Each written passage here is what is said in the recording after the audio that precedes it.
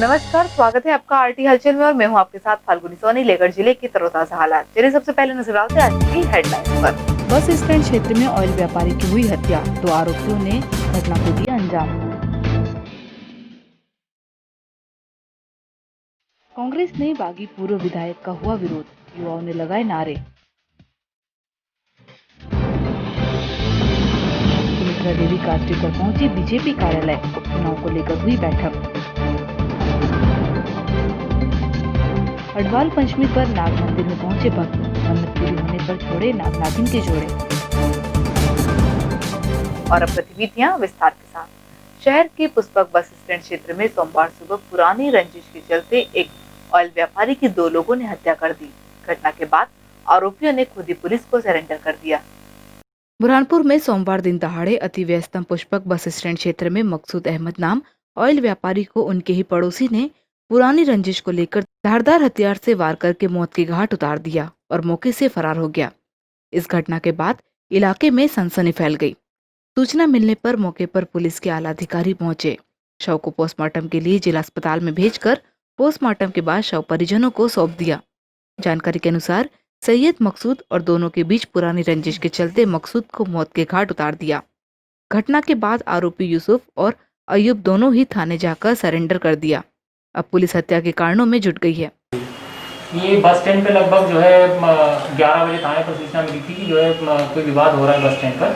तो bus stand में जाके जब मौके पर पहुँचे तो एक व्यक्ति जो है घायल अवस्था में वहाँ पे पड़ा था, इसको भी जो है अस्पताल पहुँचाया गया है और वर्तमान में उसी को लेकर जो है विभिन्न पहलुओं पर जाँच की जा रही है। उसमें जो है 302 का मामला दर्ज किया जा रहा है और जो भी कार्रवाई होगी विवेचना में जो अन्य विभिन्न पक्षों को शामिल किया जाएगा। किस वजह से घटना हुई है, क्या कारण था घटना का, कितने आरोपी थे, ये जो एफआईआर के बाद जो है क्लियर होता है।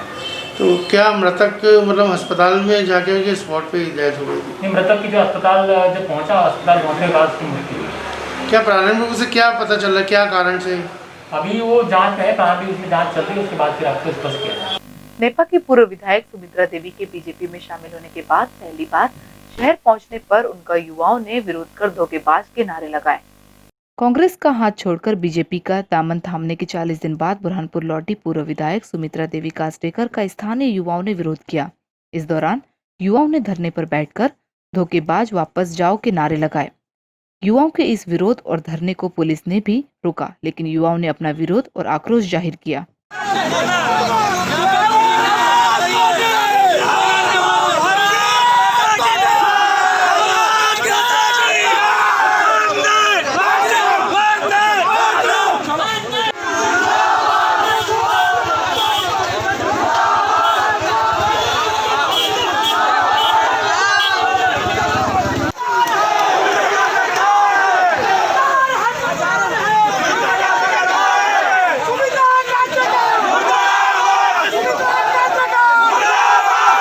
कांग्रेस को छोड़कर बीजेपी में शामिल होने वाली सुमित्रा देवी पहली बार बुरहानपुर पहुंची और बीजेपी कार्यालय पहुंचकर वरिष्ठ नेताओं से आशीर्वाद लिया। नेपा नगर विधानसभा सीट से कांग्रेस की विधायक रही सुमित्रा देवी कास्टेकर विधायक पद से इस्तीफा देकर कांग्रेस का हाथ छोड़कर बीजेपी का दामन थामने के करीब 40 दिन बाद बुरहानपुर पहुंची। सांसद व बीजेपी के पूर्व प्रदेशाध्यक्ष नंद कुमार सिंह चौहान, पूर्व मंत्री अर्चना चिटनिस की मौजूदगी में सुमित्रा देवी ने बीजेपी कार्यालय में गृह प्रवेश किया। इसके बाद बीजेपी जिलाध्यक्ष ने पार्टी के वरिष्ठ नेताओं को एक कतार में बैठाकर सभी की चरण वंदना कराते हुए आशीर्वाद दिलाया। कांग्रेस छोड़ बीजेपी में आई सुमित्रा देवी ने मीडिया से बात करते हुए सुमित्रा देवी ने कहा कि उन्हें बीजेपी परिवार में आकर बहुत अच्छा लग रहा है, काफी मान सम्मान भी मिल रहा है। महज 15 दिन में कांग्रेस से मन बदलकर बीजेपी में शामिल होने के सवाल को सुमित्रा देवी ने कन्नी काट ली। मतदाताओं के नाराज होने के सवाल पर बेबाकी से कहा कि मतदाताओं की नाराजगी को वह दूर कर लेंगी, आप चिंता मत करें। बीजेपी कार्यालय में पहुंची सुमित्रा देवी पर हमला बोलते हुए कांग्रेस के जिला प्रवक्ता अजय उदासीन ने कहा कि सुमित्रा देवी का मन लक्ष्मी जी के कारण बदला है। नेपा नगर के मतदाताओं को उन्होंने अपमान किया, जिसका बदला मतदाता आने वाले विधानसभा उपचुनाव में बीजेपी के खिलाफ वोट देकर जाहिर करेंगे। लगा, बहुत मान सम्मान मिल रहा है, मुझे बहुत अच्छा लग रहा है। ये बताइए, ऐसा 15 दिन में क्या हुआ कि आपने अपना मन बदल के बीजेपी में आप शामिल हो गए? जी, मैं वहाँ अभी पत्रकार वार्ता है, वहाँ सब बताऊंगी। मतदाता आपके नाराज है, उनको इनकी नाराजगी कैसे दूर करेंगे आप? बिल्कुल मैं दूर करूंगी, आप चिंता नहीं करिए। जहाँ तक उनकी मन बदलने का सवाल है, तो मन 15 दिन पहले तो बहुत अच्छा था, जिसमें उन्होंने तहसील में जो हमने आंदोलन किए थे उसमें बड़े शिवराज सिंह सरकार को गिराने की बात कर रही थी बड़े बड़े, उसमें वो 15 दिन में तो केवल लक्ष्मी माता की कृपा ही हो सकती है जो इंसान का मन बदल दे। कुछ भी कर ले, मतदाता बेवकूफ़ नहीं होता है। ये मतदाताओं को समझ रही है बेवकूफ़ कि मैं फिर जाऊंगी और जरा सा फिर अपना जलवा दिखाऊंगी और मतदाता इनके पीछे आ जाएगा। ऐसा कुछ नहीं है। मतदाता बहुत ही ज़्यादा जागरूक हो चुका है और वो समझ चुका है कि हम इनको वोट देते फ्री में और ये जाके और अपना वोट बिकाऊ हो गया है, ये जाके बेच दे रही है, जिसने करोड़ों रुपए में अपना वोट बेची है। तो ऐसी व्यक्ति को कोई मतदाता वोट इस बार नहीं देने वाला है। कांग्रेस को छोड़ बीजेपी दामन थामने वाली सुमित्रा देवी द्वारा बीजेपी कार्यालय में चरण वंदना किए जाने पर कांग्रेस ने इस पर सवाल खड़े किए। कांग्रेस छोड़ बीजेपी में आई सुमित्रा देवी के द्वारा बीजेपी जिलाध्यक्ष द्वारा चरण वंदना कराने पर कांग्रेस ने सवाल खड़े किए हैं।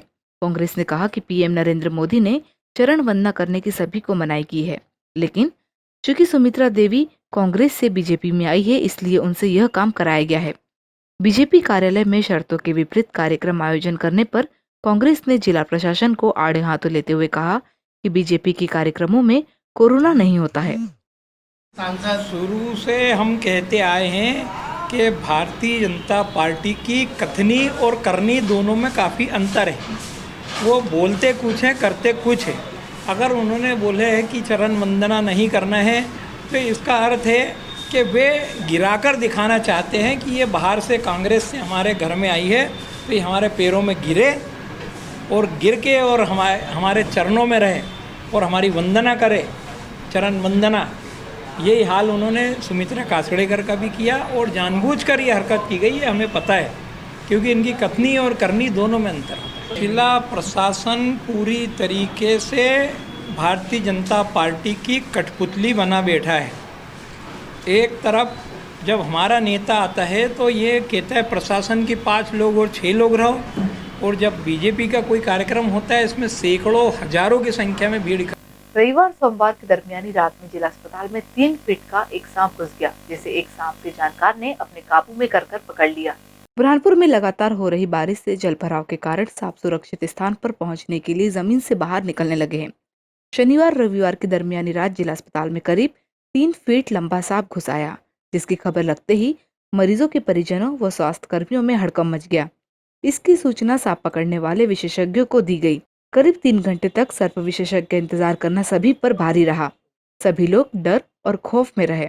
आखिरकार अमीर केबलवाला नामक सर्प विशेषज्ञ ने डंडे और झाड़ू की मदद से सांप को काबू में करके सबसे पहले उसके नुकीले दांत काटे और उसे अपने कब्जे में लेकर वन विभाग को सौंप दिया।